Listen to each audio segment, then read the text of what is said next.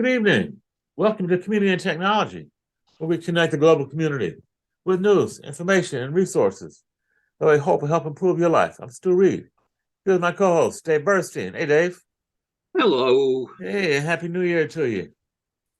Happy New Year to you as well. Yeah. There is So a lot of as we, things to be happy about. yeah, The okay. rate, Well, the, I the know rate there's of been some. deaths from COVID has Huh? gone down from 400 something a day to 300 something a day as I talk. This will air a week from now and it'll probably be down a little bit lower. Mm-hmm. In addition to which, there's a new medicine called VV116 that works as well as Paxilid, which cuts death by about half in a good medical system. Just ready to hit the market. Yeah, that's significant. Where's this being developed? Is this a U.S. development or is it? It's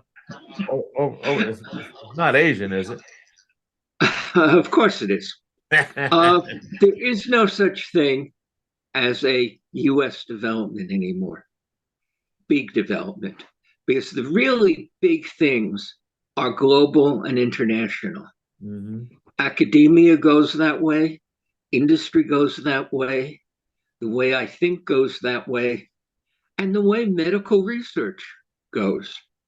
In fact, this is a variation on the Paxilid that was produced in China. And China, oh, do they need it? One estimate is that in the last 3 weeks, 60 million people have been infected. There will never be an accurate answer because the Chinese are not counting. They're only counting people who have COVID and nothing else that might have killed them. So their numbers are ridiculous. But I follow China a lot. Have you tried? Do you know what it's like to get a high end iPhone this week? No, I iPhone don't. I've 14. got a low end phone, Dave. No, I for some reason I just can't get myself wrap my head around spending more than a couple $100 for something that's going to sit in my pocket and I'm probably going to drop and quite possibly lose. But what's been your experience? Well, unless you really need a great camera, a $300 phone or less can do everything you want to do. Hmm. And but that's another show. If I asked that question a month ago, the answer would be Apple is saying it's going to be a 40-day delay. Not a month ago, 2 weeks ago. Apple is saying it would be a 40-day delay because so many people in their plants in China have COVID.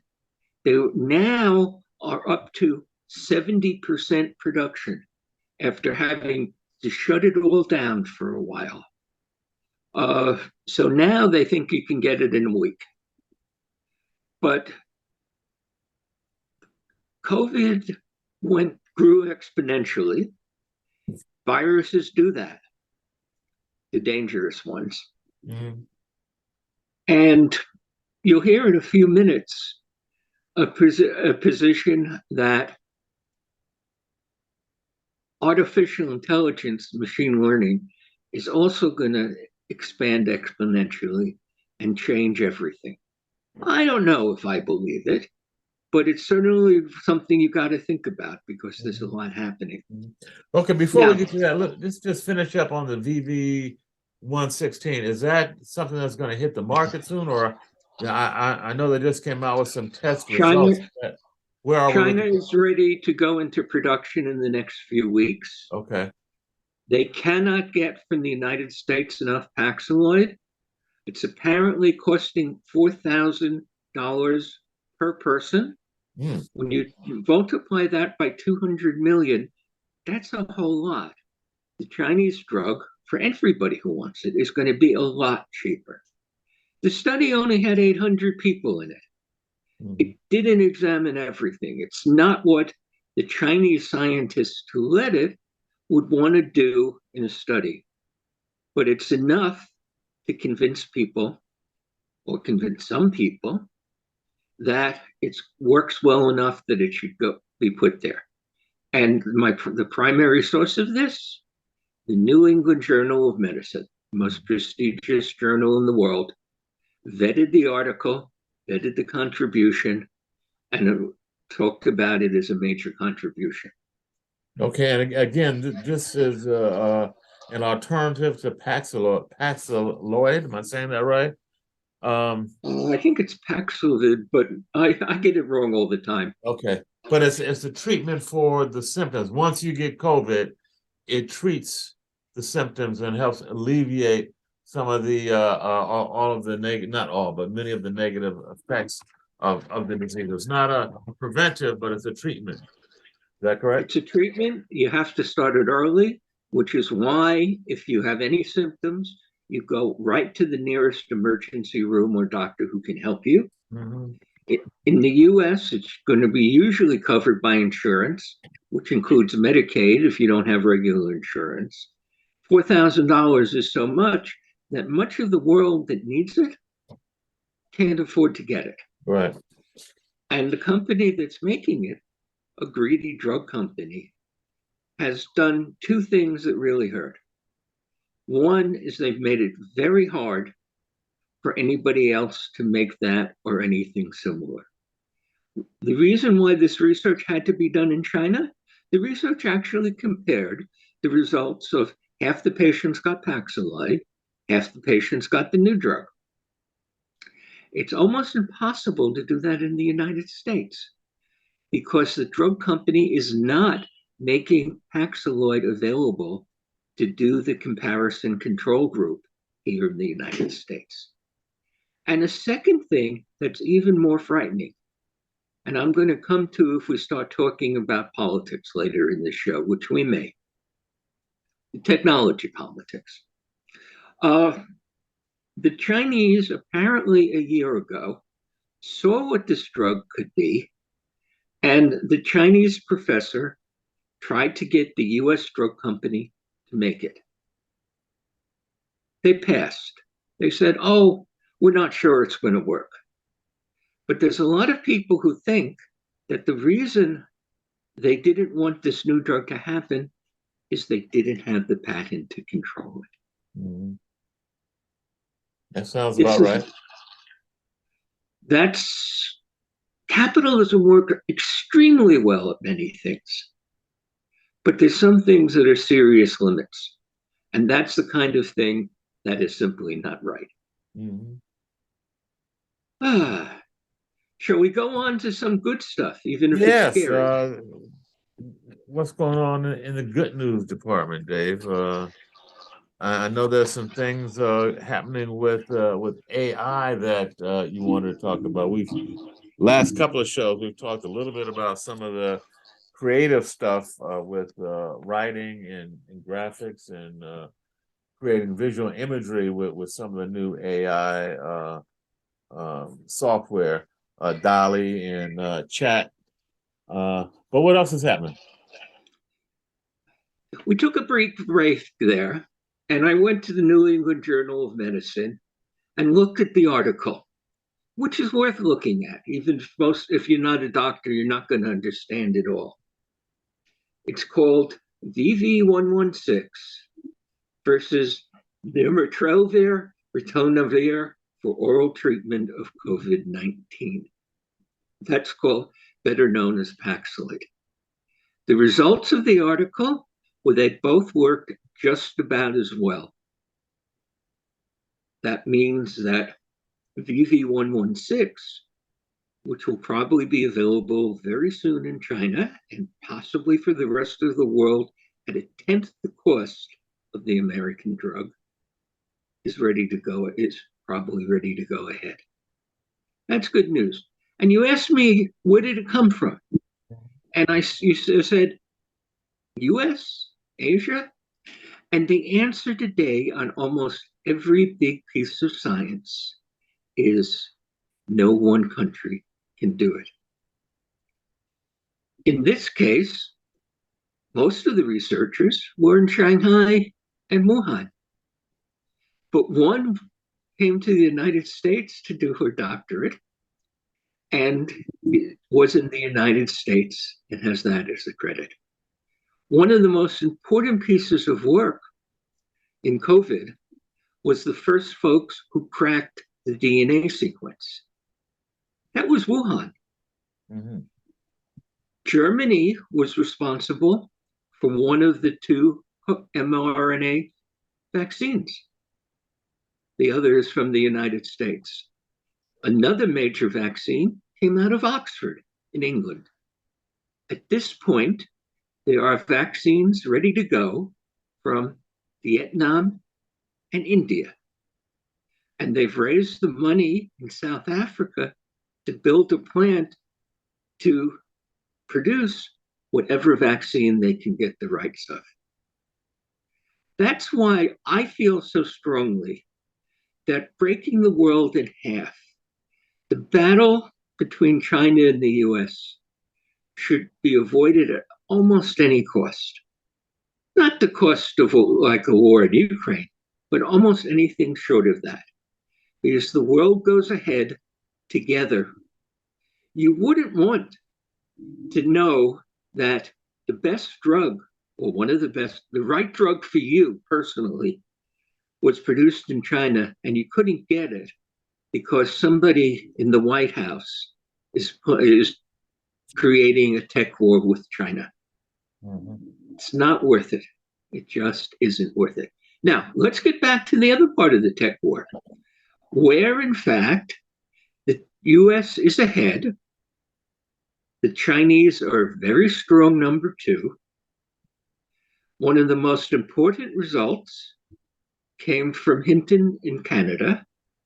And perhaps the most advanced outfit in the world is the one we're going to talk about, which is OpenAI in California. But their peer is DeepMind in London, which is owned by Google, but works very independently. When you look at the names of the researchers in them, an awful lot of them are Indian and Chinese and everywhere else. That's a good thing. That moves progress faster. But that's a political opinion. It's a political opinion about technology, so it fits on this show. But it definitely should be thought of as my opinion and not necessarily Stu's or the stations or anybody else. Okay, let's get to what's happening. The most exciting thing in computing, as far as I can tell, in the last 10 years is the advances that are being made in machine learning and artificial intelligence. It is blowing me away and almost everybody else.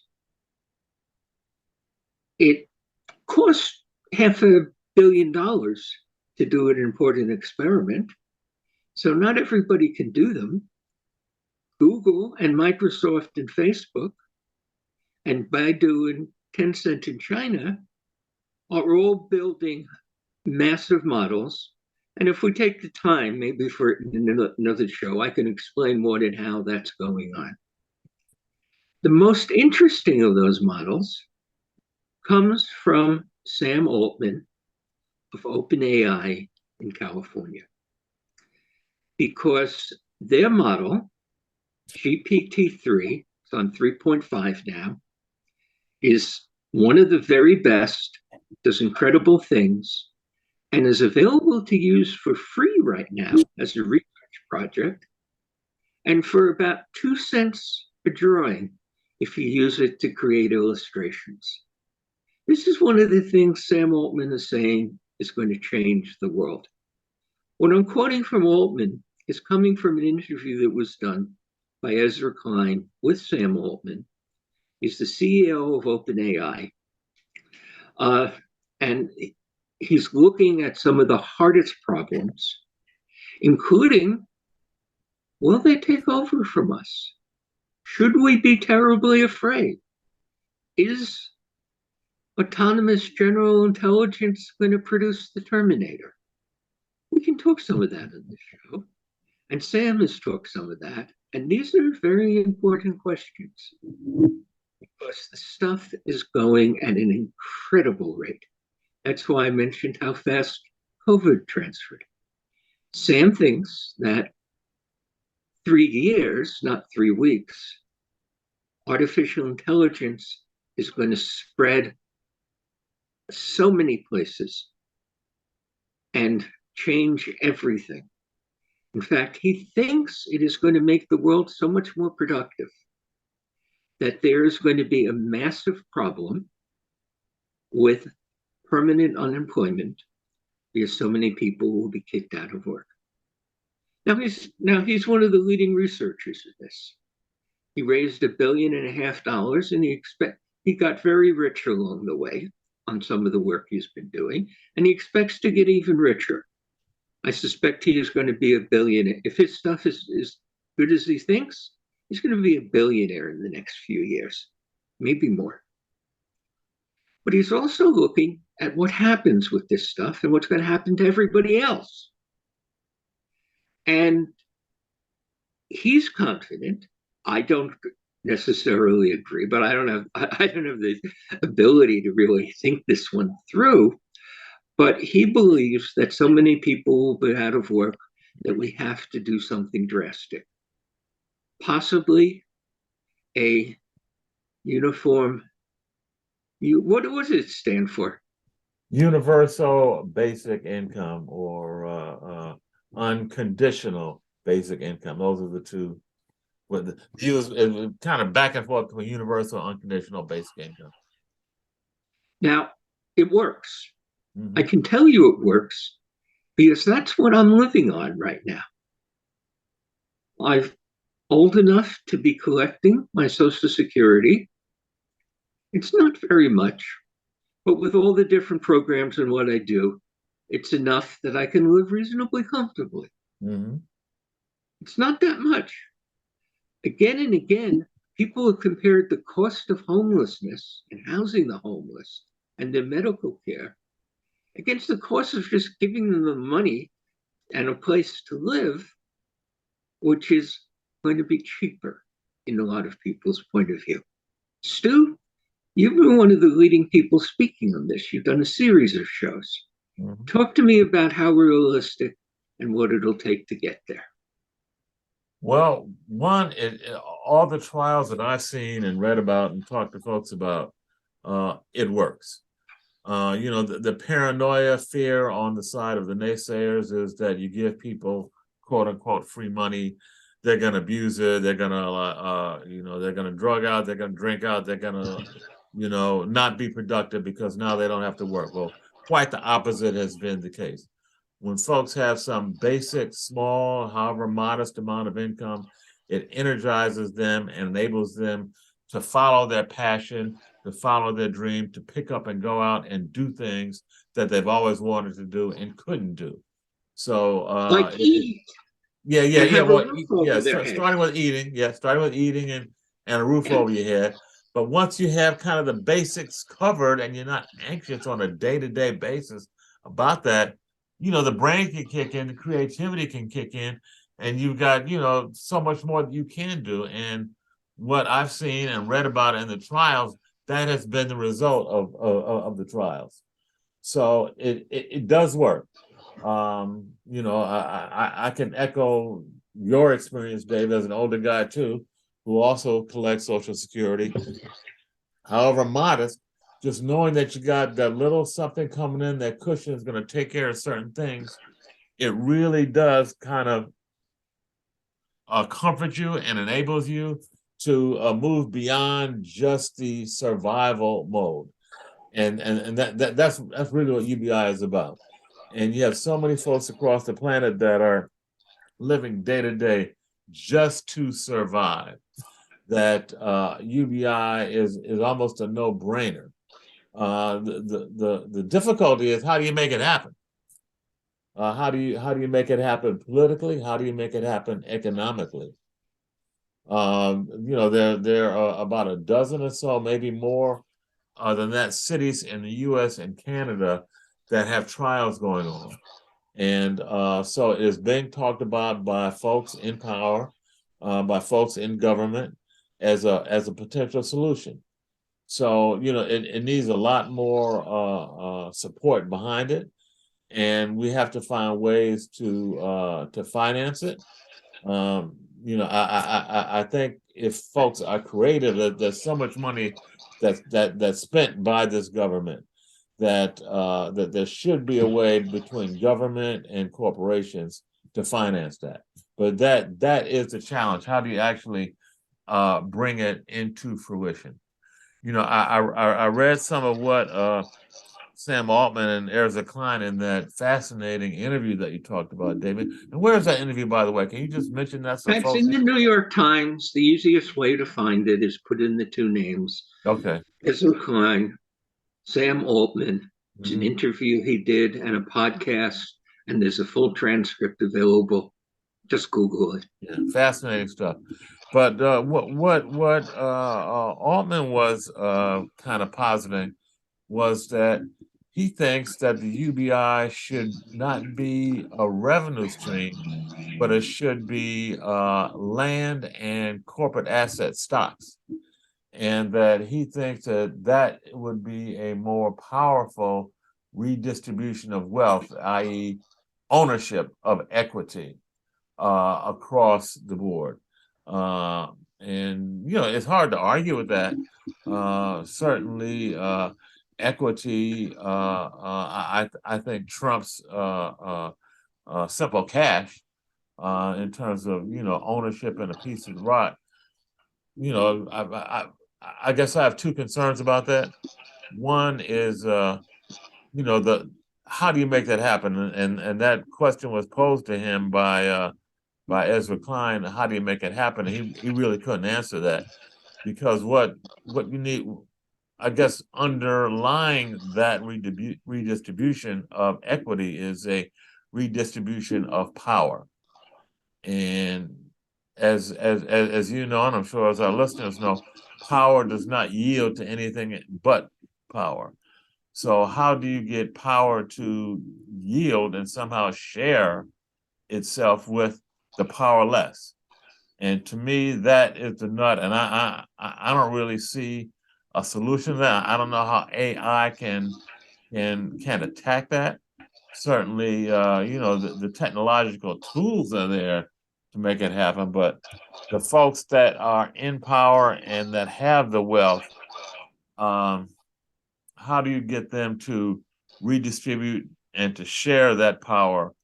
To me, that's a conundrum, and I don't see that technology solves that at all. I mean, that's just my own personal opinion. That's Stu's opinion. To me, I think there's got to be not just a technological revolution, but a revolution of consciousness, in consciousness, before that happens. But that's just Stu's Let's opinion. stop right there and make a minute because it's easy to misinterpret that. Are you saying people should go to the battlements and take up arms? No, no, no, no, no. I said consciousness, thinking in the way that we think about the world and ourselves and our place in it. I think that's what has to be transformed. I don't believe that the technology revolution in and of itself, even the AI revolution, is gonna level the playing field until the folks in power have a reason to share that power. And I'd be interested in your opinion on that, Dave. What do you think? I mean, you read the piece. What do you think about his position on that? Well, let me give you Sam Altman's position because it's more interesting than anything I would come up with. Okay. He thinks that what's going to happen, and we'll talk about that after the break, in AI is going to change everything. It's going to bring down the cost of things so much that it will not be a burden on those who are wealthy to support those who are not. Hmm.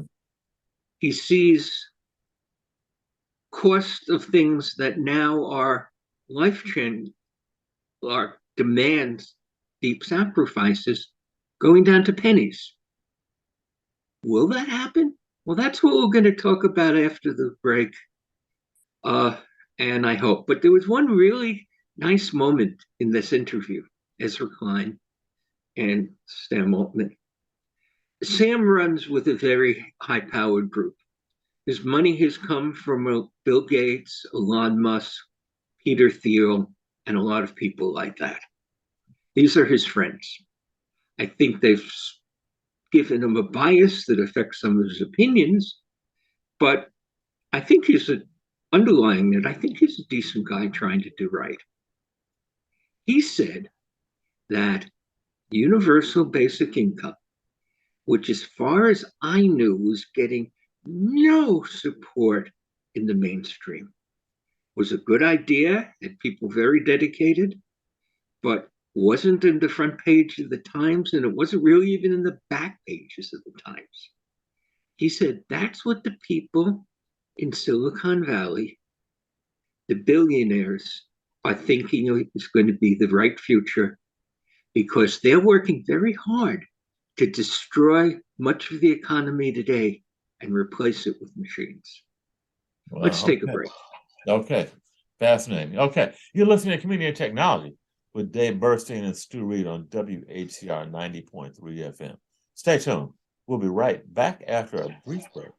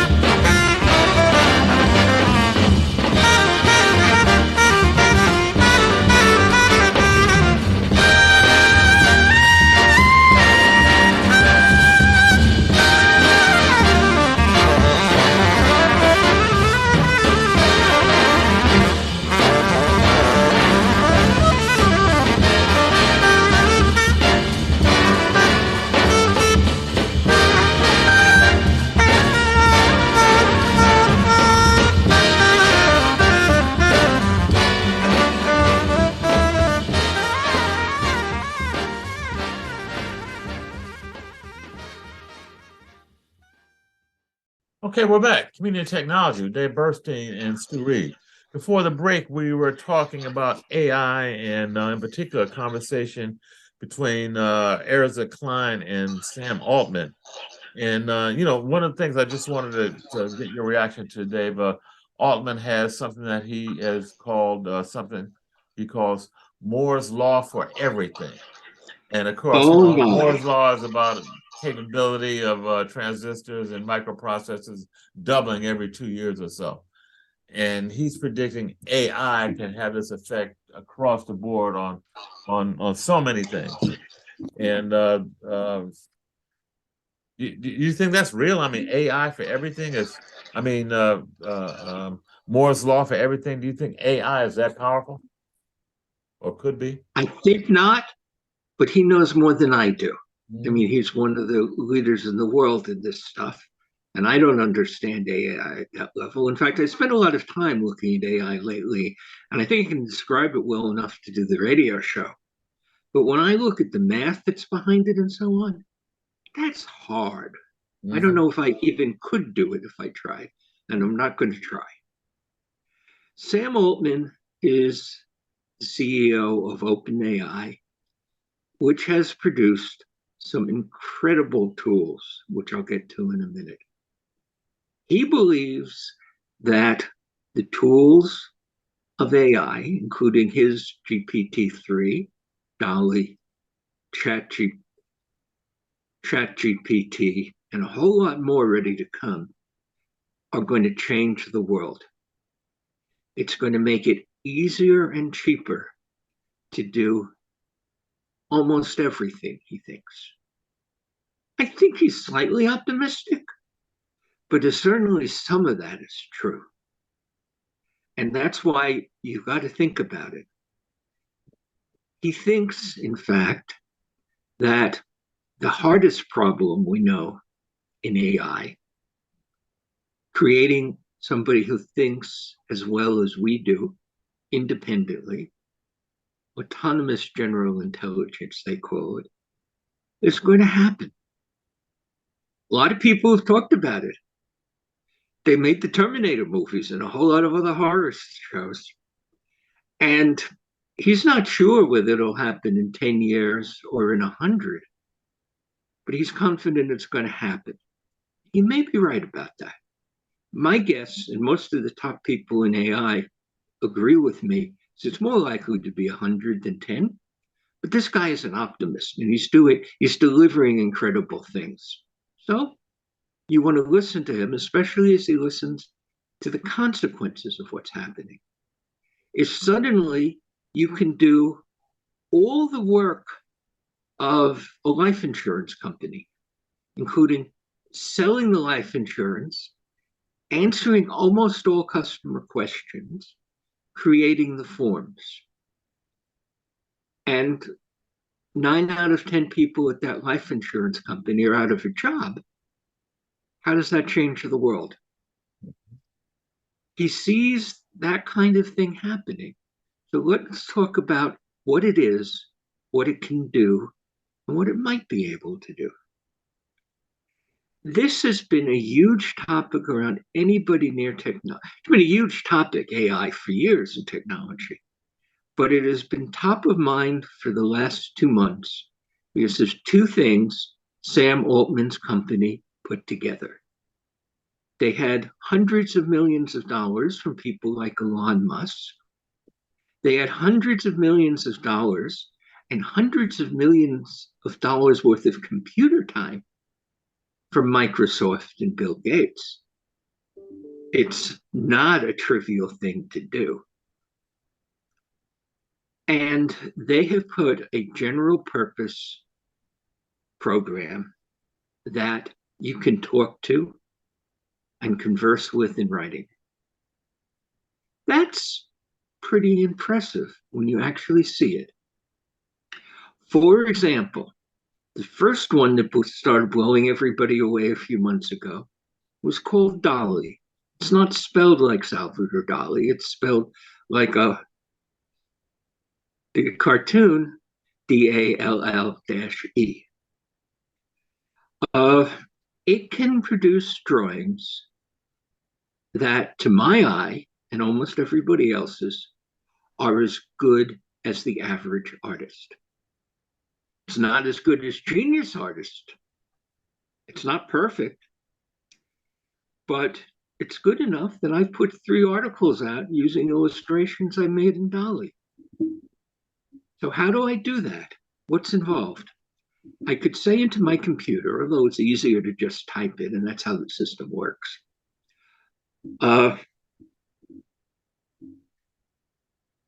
India 5G phones. And it can go to its amazing knowledge base, which is organized into patterns, and lets it give 4 pictures of Indian 5G phones. Will these pictures be just what you want? Will they be perfect? They're far from perfect. You have to tweak it a while to get it to something usable, as I say, I've done for some real articles. But it can also produce at this point photorealism. It took an incredible example. They took Vermeer's Girl with the Pearl earring and said, make an illustration of this whole room. And it did. Now, it wasn't in the style of Vermeer. It wasn't genius work. It wasn't a Vermeer. But it looked enough like a Vermeer that you could see that. You could see the whole room in the style of Vermeer. That is something that nobody expected to be happening now. Second one blew away. Uses the same GPT model to talk to you. It goes and, for example, I put out how could I be elected to Congress? That was something that one of the speakers, I think Sam Altman, said in the interview we're talking about. He thought it couldn't do that yet. So I tried it. And it came up with 5 paragraphs of the requirements of running for Congress, the age you have to be, the difference between the House and the Senate, that you have to raise an enormous amount of money, that you have to campaign, and so on. It wasn't brilliant. In fact, there was nothing in there that I didn't already know, but it was pretty good. And then I said, how can I win? And it came up 700, and told it to do 700 words. And it came up with the examples of campaign strategy that are as good as the typical pundit, which is not a very high level. Okay. It can already produce better writing than the average high school and college student, according to high school teachers and college professors who've tried it. They're desperately afraid that people are going to just hand it in. Use that. And probably would need a little bit of tweaking. That, and they're trying to figure out, how do we tell whether this was written by the computer? You want to say Jane Austen's historical sources, typical high school essay. You put that in to Chat GPT, and it's going to come up with something that is that high school teachers and one college professor say are better than they get from their average student. Wow. That's where it is now. Now, there's a lot of limits. One of them being that it still makes mistakes. For example, I put my own name in, David Burstein, writer. And it found some of the things I had written. And I found a picture of me. But it also said that I made documentary films.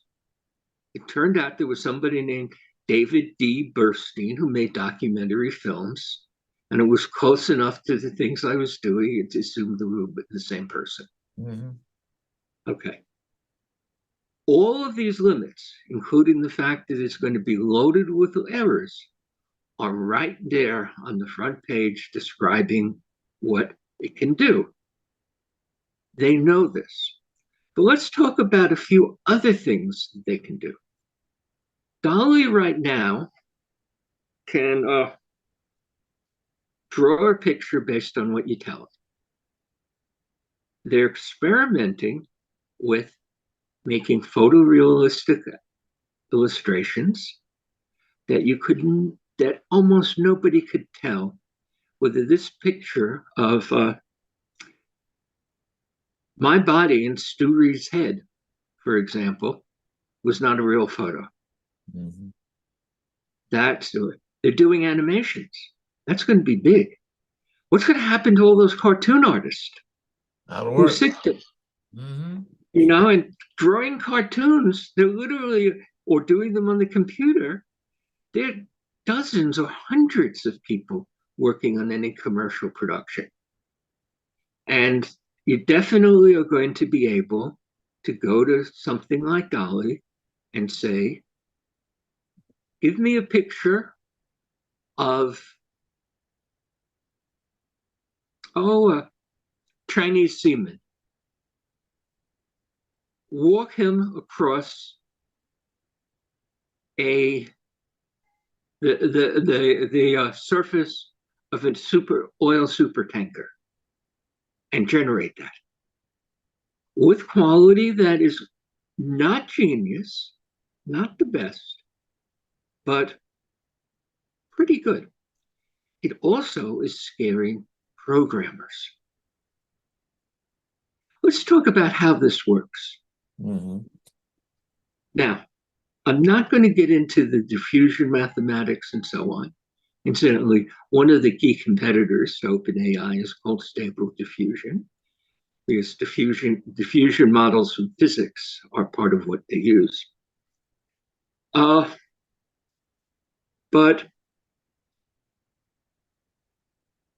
what it does is it takes an unbelievable amount of data.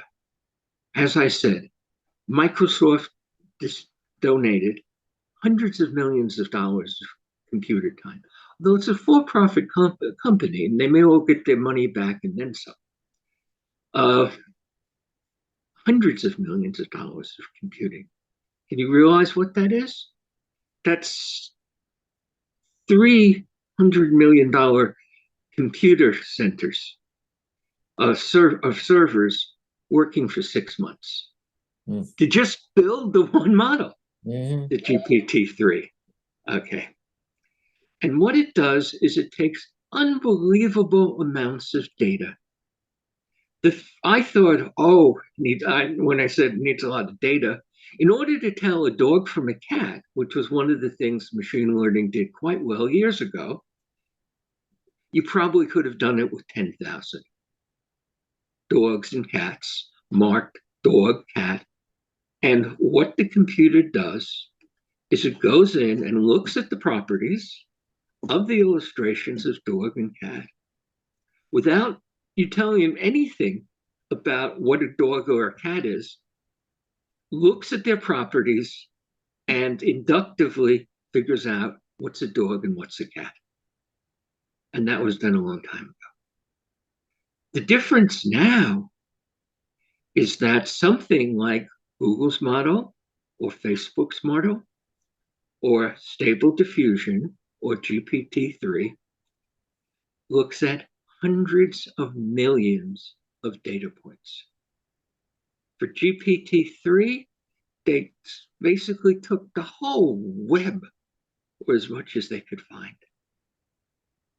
And so that what happens when you ask ChatGPT to write an essay about Jane Austen, historical sources, it's going to go through, it will have organized hundreds of millions of documents, And it's going to go through finding the things that are close to Jane Austen in history and start putting them all together. Is that thinking? Probably not. Does it come up with results that are as good as thinking? Well, they took, I think it was GPT-3, and made it answer the questions in the MLE, a standard exam for doctors to qualify. It got better than the average doctor score. Similarly, they took a whole slew of mammographies. This came, if I recall, from a Harvard professor radiologist who took all the files that they had made of mammographies, took the names off them, and just said, this is a tumor, this isn't, and trained it to read, according to the radiology professor, as well as she could. That's fascinating stuff there. Yeah, we're almost out of time. I just wanted to kind of summarize some of what you're saying here in terms of the power of AI and where it's going. You know, one of the things that I read, that Altman was saying is that, the machine learning has so much capability, as you're saying, it can begin to diagnose disease, it can make medical diagnosis, it can prescribe medical treatment based on, an assessment of a patient. It can provide legal advice and counsel. And, one of the things that you alluded to it earlier was that so much of what we now call expert advice and expert knowledge will be available from AI for pennies. And so it's not just manual labor that's going to be put out of work. It's going to be very high-end specialists with specialized knowledge that may, in the end, be put out of work by AI as it evolves and becomes more capable. Now, it works for practical purposes in telling a dog from a cat, and it works in reading x-rays well enough to assist a physician today. These are limited ways. It's getting to be more general. You can throw almost anything at Chat GPT and get an answer, or DALL-E, but it's not there yet. And it won't be for a while in everything. In addition to which, it's important to know that when you use this stuff, it's still early and it still makes mistakes. But it's going to make fewer and fewer mistakes. Because what happens? Everything you put in there, they're throwing it at. Literally, 1 million people signed up for ChatGPT to try it. And anything that was marked by a person as an error, that went back and fed back into the database and taught GPT, which will be GPT-4, how to do it better. Mm-hmm. So Altman is convinced that we're doing incredible things, but it's nothing like what it's about to be as it actually gets out there and is used by millions of people who find the problems and the machine is able to fix them. Wow. How much time do we have? We're out of time, Dave. Well, I think there's a lot here that we may come back to. Yes. I'm fascinated by it, and I think it's worth spending the time here on the radio. Absolutely. And maybe in a couple of future shows, we can get some of the experts that work in this area to come on and talk with us. I can get the experts. I'm used to doing that. I'm a tech reporter, so I talk to experts. But the experts are not what we need here. We need the people who can explain it. Okay, well, let's do that. Not so experts. There are very few deep experts who also know how to describe their work in a way that people can understand. Complicated stuff. Yeah. Okay. Well, thanks, Dave. This has been Community and Technology with Dave Burstein and Stu Reid. And we've had a fascinating conversation about AI and machine learning and universal basic income and related topics. So thanks for tuning in. every Wednesday at 5 to 6 p.m. on WHCR 90.3 FM, the voice of Harlem. Thanks. See you next week.